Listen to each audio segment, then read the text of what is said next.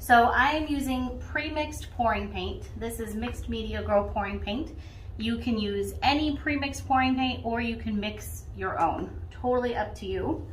I'm going to start off with white just to get a background covered.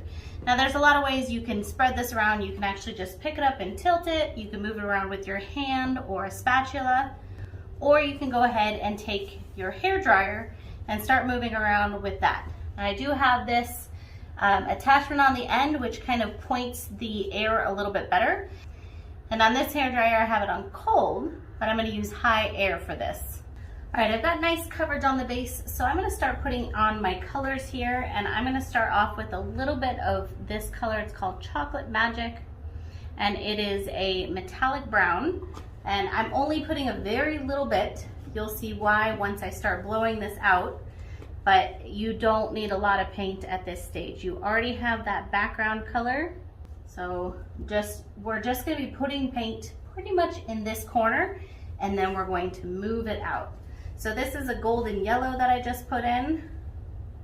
Now I'm going to put some of this Merlot red, and then I'm going to put some of this like magenta, deep magenta. And it's really up to you how much paint you put on this step, but trust me when I say you don't need a lot. I'm going to use also just a tiny bit of the yellow to kind of do some little accents through my pink, and it's all just personal preference. You can use any colors you want. All right, now for this step I want to control it a little bit more, so I'm going to use my hair dryer on low air, still cold. Now up here I want to push this out even more, so I am going to go ahead and put it back on high air. Just be careful, it's a little more difficult to control it when you do this, but it's a lot of fun. It's going to really move that paint. So here we go. Now let's say there's an area you're not totally happy with. Like over here, I wanted there to be some color there. So I'm going to go ahead and just add a little bit more paint in here. I'm just going to add a little bit of the pink and a little bit of the Merlot. And then I'm going to push that one area out.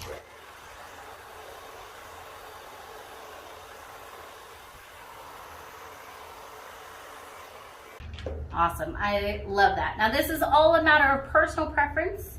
You can really move it around as much as you want.